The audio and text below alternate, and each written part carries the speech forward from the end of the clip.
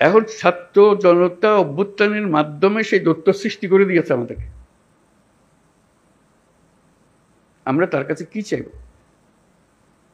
আমরা কি তার কাছে এক কাপ চা চাইব, নাকি আমাদের দুনিয়া পাল্টে ফেলতে চাইব?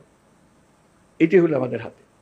কাজে কোনো বিষয় ছোট আকারে না দেখা, যে আমরা এই জাতিকে একেবারে সমস্ত সম্পূর্ণ ভিন্নভাবে তৈরি করে দিয়ে যাবো, এটি আমাদের হাতে সুযোগটা এসছে। এরা ছাত্র জনতা আমাদেরকে এই সুযোগ দিয়েছে। সেখানে ছোটখাটো বিষয়ের মধ্যে আটকে গিয়ে আমরা যেন মূল বড় জিনিস থেকে হারিয়ে না ফেলি। আমরা বড় জিনিসের জন্য যাই, যে এই জাতিকে আমরা যেভাবে চালু করে দিলাম, এটা খালি উপর দিকে উঠবে, এখন আর নিচে ডাইনি বাঁয়ে তাকানোর আর দরকার নেই। ওই অংশটা করা। আমাদের এত সংস্কার কেন দরকার হচ্ছে?